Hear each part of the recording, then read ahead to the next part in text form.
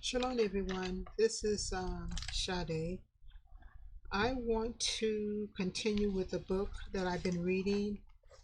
And what I'm trying to do is, I have so many books. So, what I thought I would do is, I thought I would just start coming on here maybe when I'm reading the book and I run across some information I think this, is good for the family to know. And maybe you want to, consider buying the book. So I think that's what I'm going to start doing is sharing the books that I have. And so just to let you know what books is out there talking about our people and our history, um, our condition and why we're in the condition that we're in, and what we need to do to get out of that condition. I'm pretty sure we all know what we need to do, but it's always good to know the history about your people and about your heritage and your God and your religion and your beliefs. So in your roots. So I want to share today, this evening, just for a quick moment. Um, Again, the Bible is the Black man's history, and it's by a author by the name of Mawuli. I'm going to read a short introduction about him. It says, "My name is Mawuli, Keeply me, which means God is with us." The shortest form is Mawuli, and this is how people call me. In English, Mawuli Keeply translate as Emmanuel. Emmanuel. I am a senior prince of the Herve nation, and I am reaching out because I have a very important life-saving message to share with you. So he goes on to say that you probably are sitting there thinking, Herve, Herve, who? I never heard of them. So Herve, in other words, the Hebrew, Herve, I don't know if I'm pronouncing it right, was the ancient name, even before we call Israelites or Hebrew.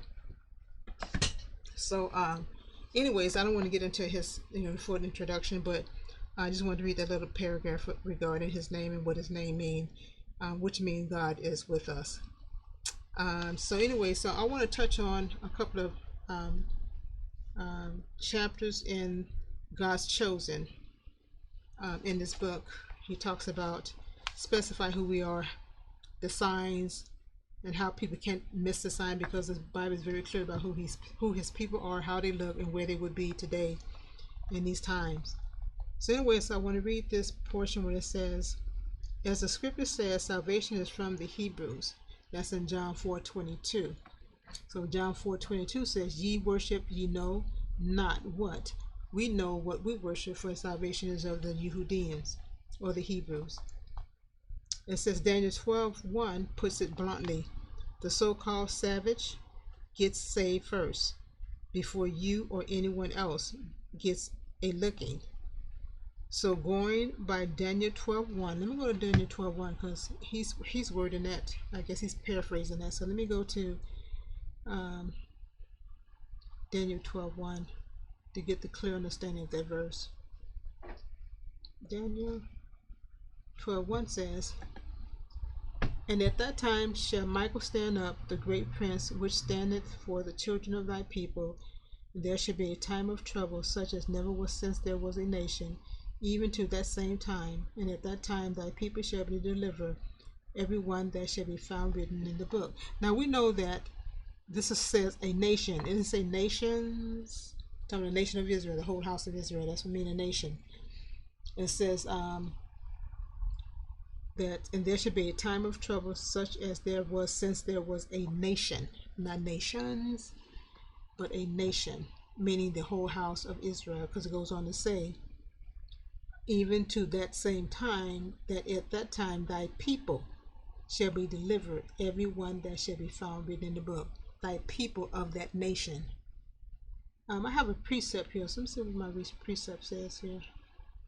You have Jeremiah 30, which talks about the Jacob trouble.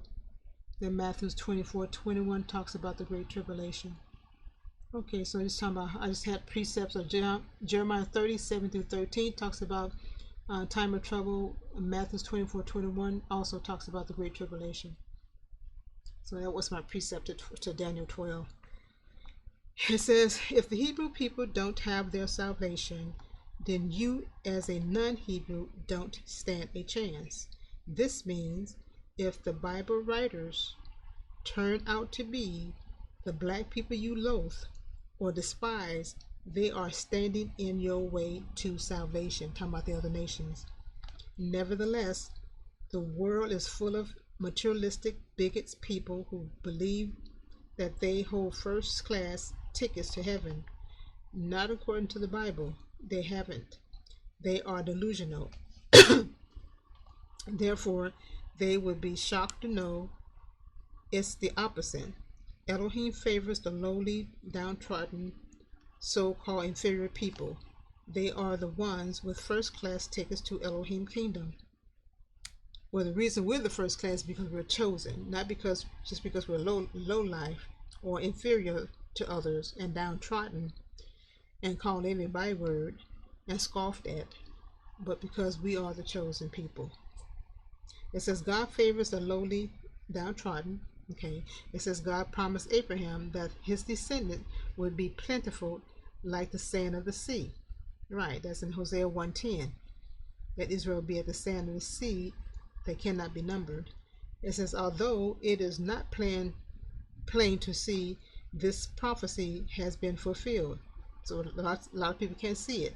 It says the fulfillment is not obvious for several reasons. One reason is because Abraham's descendants are currently in exile or scattered around the world. This dispersal to the four corners of the earth makes them difficult to spot exactly.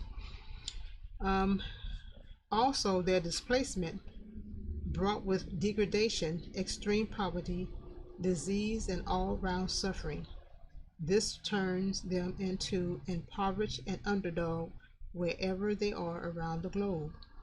Therefore, their low status blind people's mind from recognizing them as Abraham's seed in their midst. Let me read that again.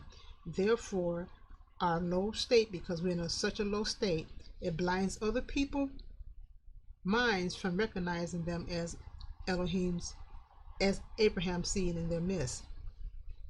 So, isn't that something how they don't see us because everybody think of us as worthless? Everyone think of us as not human, inhumane. They dehumanize us. They kill us without any second thought. They don't get persecuted for killing us. We get persecuted, but they don't. So it says also their displacement brought with degradation, extreme poverty, disease, and all-round suffering. This turns them into impoverished and underdog wherever they are around the globe. Therefore, their low status blind people's minds from recognizing them as Abraham's seed in their midst. Despite their current degradation and low status, the Bible leaves us in no doubt in how to recognize them. Their inferior status compared to the rest of mankind testify that this is Israel in exile. So it says that how people can know who God's people are is look at their condition, look at their oppression, look at the killings, are people being killed without, just it's nothing. We have no law to protect us. Everyone else is given a hate crime law. They kill us every day, even citizens, and still they won't give us a hate crime law. They won't give a reparation. And my thing is this: looking at the thing that's going on in Africa with Mali, Burkina Faso, Niger, Chad. It's like, and just all around Africa, how the European Westerners, how they go over there and take the resources. Check this out, y'all. I don't get this. I do the evil. They go over and they take our resources. They still don't pay the price that they should be paying for it.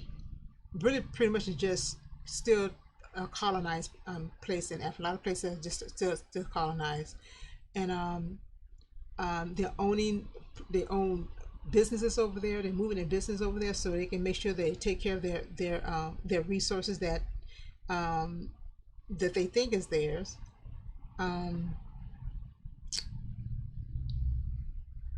And then they build their country, good schools, medical facilities, housing, jobs, you know, they have electricity, the basic things. Whereas a lot of people over there, it's just, I don't get it. I don't get the greed of the leaders over there. They think more of themselves than they do the people. But I'm saying this to say that, I say this to say what I'm getting ready to say earlier about the reparation. So you don't want to give us reparation here in the United States, but yet you have thousands of soldiers over there in Mali and Burkina Faso taking the resources, our ancestral resources, our resources from our land, and still don't want to give us reparation. So you take from us, but don't want to give to us. I don't know if that makes sense, but I just thought about that. I'm like, wow, how evil can you be? Just greed, just wicked greed. It says Deuteronomy 28 tells us how to recognize the Israelites in exile. It contrasts the low status of the chosen people of Elohim against the success of the rest of mankind. Also consider, let me read that again. It says Deuteronomy 28 tells us how to recognize the Israelites in exile. It is contrast the low status of the chosen people of God against the success of the rest of mankind. Also consider the following verses. Deuteronomy 28:27. But Elohim chose the foolish things. Now this is found in 1 Corinthians 1:27 through 29. But God chose the foolish things of the world to shame the wise. God chose the weak things of the world to shame the strong. God chose the lowly things of the world and the despised things and the things that are not to nullify the things that are, so that no one may boast before him. That's in 1 Corinthians chapter 1, verse 27 through 29. It says, 1 John 2:15-17 says, do not love the world or anything in the world. If anyone love the world, love for the Father is not in them. For everything in the world, the lust of the flesh, the lust of the eyes, and the pride of life, comes not from the Father, but from the world. The world and its desires pass away, but whosoever does the will of Elohim lives forever. It says the Hebrew underdog, so we're the underdog. And we are the underdog today. And it's not getting any better for us. You all have seen it getting worse by the day. It says, have you ever heard the phrase, the Gentile time? This is a biblical expression that describes when the Gentile nations rule supreme over the earth, which they're doing that right now, right? We're still in captivity.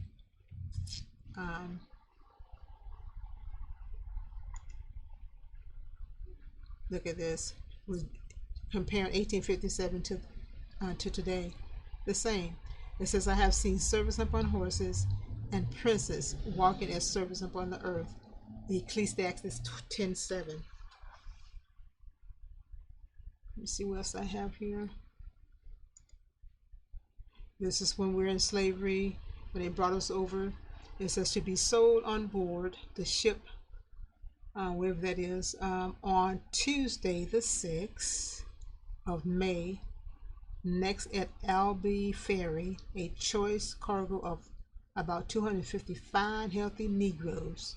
Now, I have a book, and it has the same sign, and it's a picture of the original sign. It says Hebos, Heboo, Hebos. So they changed from Hebo to Negroes. See how they keep changing our name? Hebo, Negro, Black, Afro-American.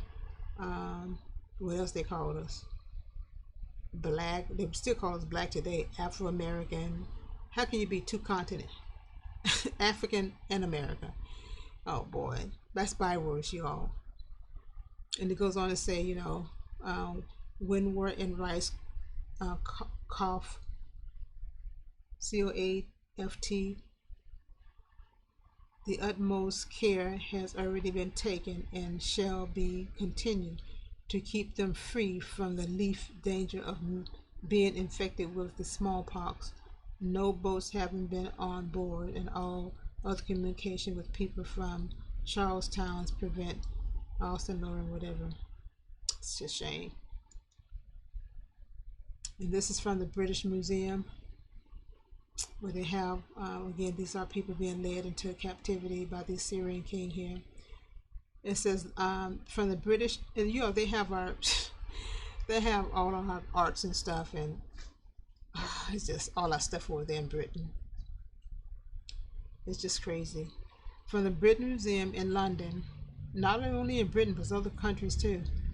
The Afro-haired men shown above are the ancient Israelite known as the Hebrews. The image you are looking at is by the Assyrian who destroyed Israel 3,000 years ago.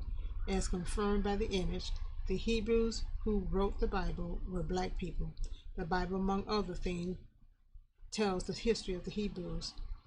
Therefore, what this revelation tells us is black history is a black man. Black is the black man's history. Bible is the black man's history. I'm trying to see this down here. So let me see. It's just that's okay. So I just wanted to show a couple of those pictures. This is a Persian soldier. Here we are again, our people with the hair, with the cheekbones, and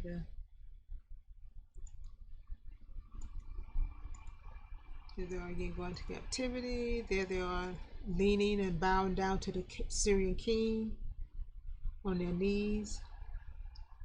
Let's check this out. They were once kings, and now they bow down to kings because they're disobedient to the Most High's word, the covenant.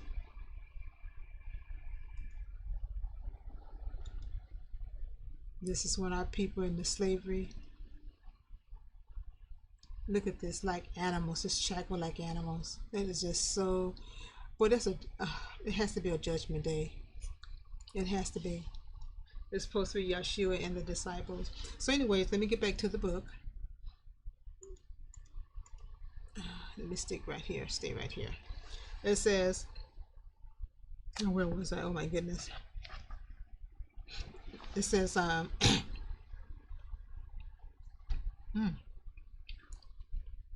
excuse me, whoa. Whew. Have you ever heard the phrase the Gentile time? This is the biblical expression that describes when the Gentile nations rule supreme over the earth. They're ruling supreme today. During this period, the Israelites would be in exile. So they were ruling then, and they're still ruling today, and we're still in exile. This is the first time that we were the first time we hear the expression was from Yeshua, the son of Elohim, and they would fall by the edge of the sword and shall be led captive into all nations, and Jerusalem will be trampled underfoot by the Gentiles until the times of the Gentiles are fulfilled. And bring my water. Luke 21:24. Most of us are familiar with and say the Lord's Prayer regularly. Part of it reads, "Thy kingdom come, thy will be done on earth." That's Matthew 6:10. Even though these verses are universally known, very few pause to understand what it means. Most Christians in their era assume it means that they would die and go and live with God in heaven. They completely overlook the fact God created human beings to live on earth. He did not create them to live with him in heaven. God's purpose for mankind and the earth is clearly stated in the Bible. Consider the following verses. And this is found in Genesis 1:28. Then Elohim blessed them and said, "Be fruitful and multiply, fill the earth and govern it. Reign over the fish in the sea, the birds in the sky, and all the animals that scurry along the ground." Isaiah 45:18.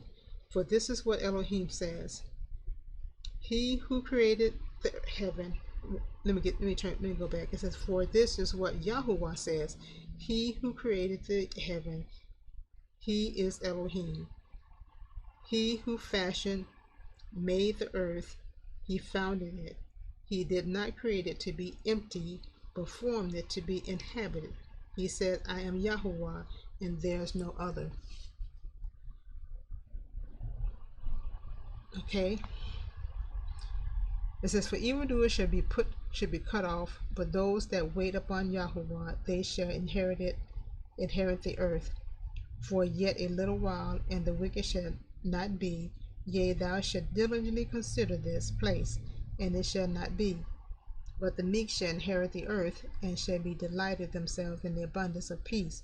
The righteous shall inherit the land, and dwell there forever. Psalms 37.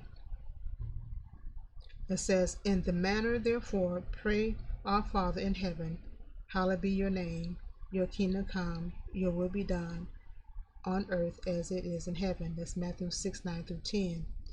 It says, from these verses we can clearly see there's no ambiguity in God's plan and intention for the earth. The Bible emphatically states that the righteous / meek shall inherit the earth. So the righteous and the meek shall inherit the earth.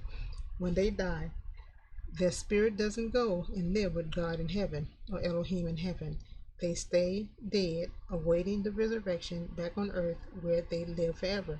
So we know the scripture says is that when a person died, that the body goes back to the earth and the breath goes back to the Most High. It says, but did Jesus assure his apostles that in his Father's house in heaven there were many mansions? Yeah, he did say that. And he was taking the lead to prepare a place for them, for the disciple. Yes, he did. But he did not mean that all of mankind would join in heaven. He was referring to the very small minority, his chosen and constant companion, who were his disciples. Yeshua said to them, I have other sheep which do not belong to this sheep pen. That's John 10:6. This means that there are two classes of people in Elohim's kingdom. There is the ruling class versus those over whom they rule. This ruling class is a small number that will go to heaven to rule with Yeshua. They rule over the multitude in the earth. And I'm going to prove that by going to Matthew 19:28. I don't know if he's going to go there, but I'm going to go there. I don't think he wrote that down, but let's go there. That's going to confirm what he's saying. Not everybody going to heaven and rule over if everybody going to heaven and rule, who they ruling over? See how I ain't gonna go there. I digress. So let's go to Matthew 19:28. I'm going to 27 and 20 because this is Peter talking to Yeshua HaMashiach. It says, then answered Peter and said unto him, meaning Yeshua, behold, we have forsaken all and follow thee. What shall we have therefore? And Yeshua said unto them, verily I say unto you, that ye which have followed me in the regeneration, when the Son of Man shall sit in the throne of his glory, ye also shall sit upon 12 thrones, judging the 12 tribes of Israel. That's also found in Luke 22:30. You can see it in Matthew 25:31. Talks about the sheep. Isaiah 53:6. Yeshua is also called a sheep. So it talks about the sheep and plus about the kingdom. So Luke 22:30 speaks of the same verses in Matthew 19:28. So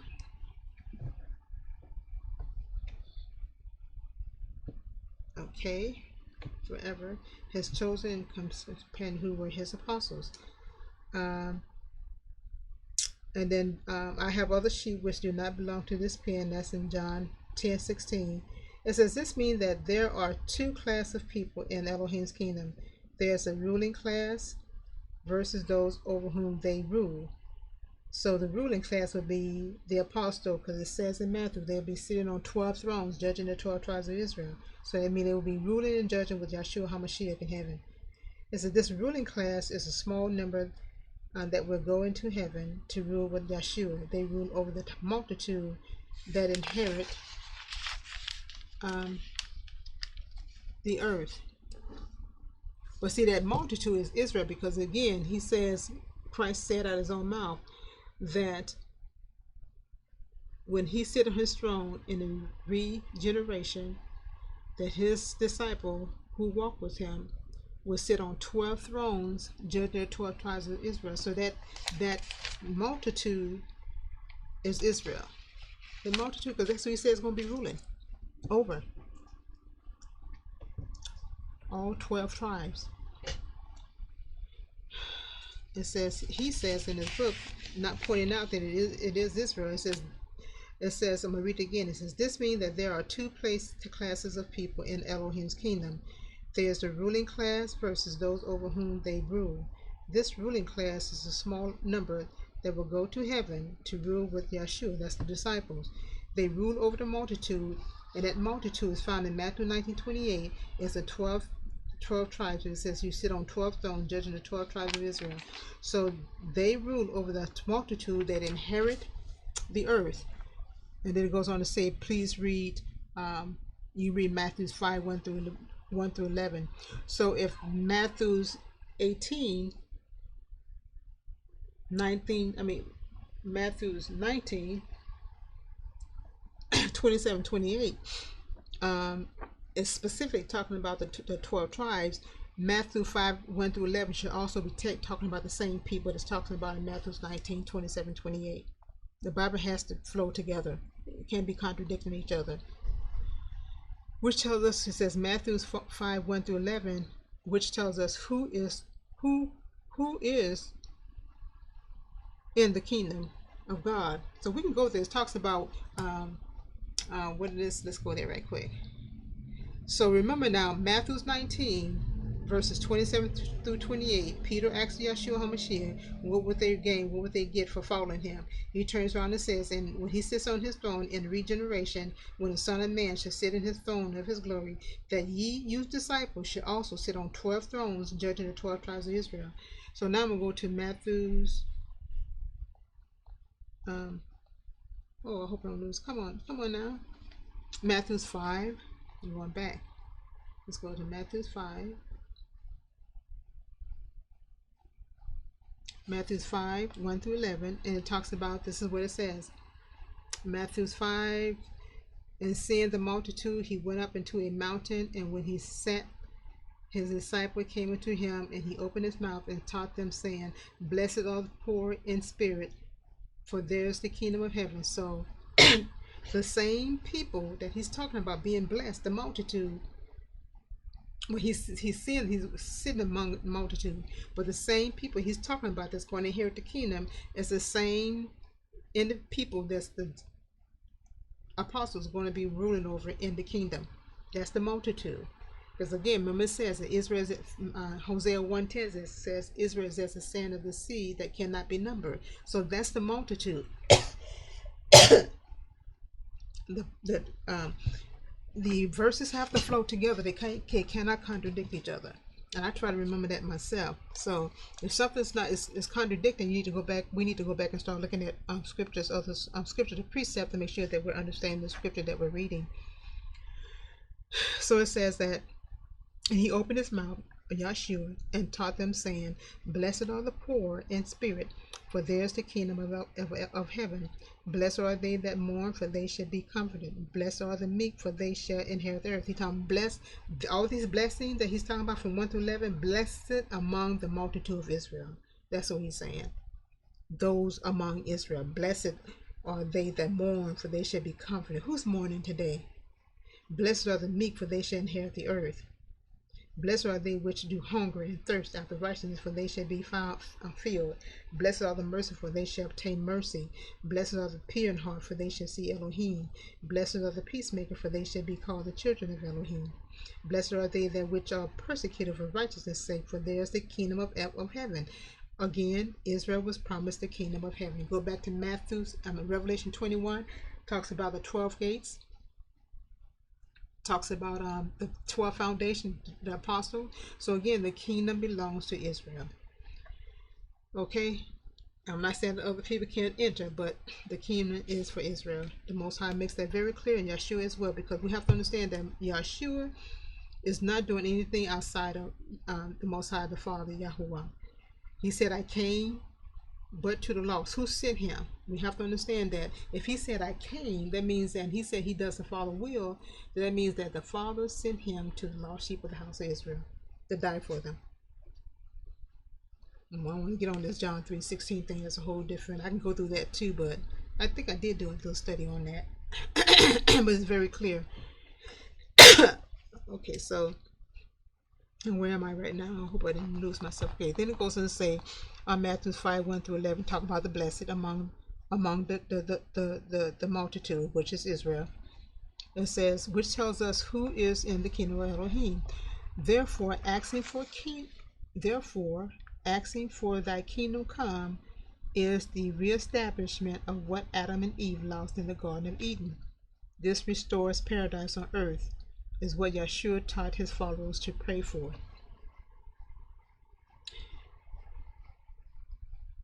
It says also the Israelite plays the lead role as priests and ministers in the paradise earth. This was what the covenant at Mount Sinai between the Almighty and Israel was all about. So we go again. If we're going to go back to Matthew's 19:27-28 again, when he says that the apostle will be sitting on 12 thrones judging 12 tribes of Israel. So when he says right here that also the Israelite plays a lead role in priests and ministers into the paradise earth, this is what the covenant of Mount Sinai between the Almighty and Israel was all about. So you have Yeshua, and you have the disciple ruler next to Yeshua over Israel, and then Israel's on the earth being the priests and the ministers among Israel and the other nations, because there's going to be other nations in the kingdom. So then it goes on to say, you would be for It says, you would be for me a kingdom of priests and a holy nation. These are the words you are to speak to the Israelites. Talking to Moses to speak this to the Israelites. That's found in Exodus 19:6. Let me slow down. It says the kingdom mentioned in Exodus 19:6 is what Israelites were expecting of during the time of Yeshua. Then they gathered around him and asked, Lord, are you at this time going to restore the kingdom of heaven, a kingdom of Israel? So let's read this again. It says the kingdom mentioned in Exodus 19:16 is what the Israelites were in expectation of during the time of Yeshua. And this is in Acts 1:6. Then they gathered around him and asked him, Lord, or Yeshua, are you at this time going to restore the kingdom to Israel? And then Yeshua's response was, not yet. The kingdom was still some way off into the future. Acts 1:6-9. It says the next time we hear of the expression Gentile time is from the Apostle Paul. I'm going to wait on this because this is talking about the Gentiles. So I'm going to stop here. But I just wanted to share that this chapter that I'm reading regarding the chosen, how to recognize those who is chosen. It talks about the times of trouble. That's how you recognize them. It talks about Deuteronomy 28. The curses is a way to tell who God's people are. Those who are in exile and the condition that they're living in, how they're treated. They're the underdog. They're the most hated. They're the most despised. They are often being scoffed at. They're treated less than an animal. I mean, it's just go on and on. So you can't miss it if you read the scriptures. You just can't miss out on who God's people are. And then he goes on to say that the very ones that they're treating that way, they don't even know that they're the children of God, the chosen, because they're too blind by their they're just wickedness, just blind, just don't want to see it. I guess it's almost like no, not them. They cannot be them. Oh no, God's people have a status. They have we have businesses, and they're popular and everybody love them and da da da da. Nah, it's the opposite. The Most High, he says that he look at the lowly, he takes care of the lowly and the poor. So anyway, you all, I thought I would just share that little these are a couple of paragraphs I read in the book, and I'm going to be sharing more as I continue to read. The next time we read, the next time I read or come on and share some information is going to be on the talking about the Gentiles, and I'm going to see what he think of the Gentiles, who they are.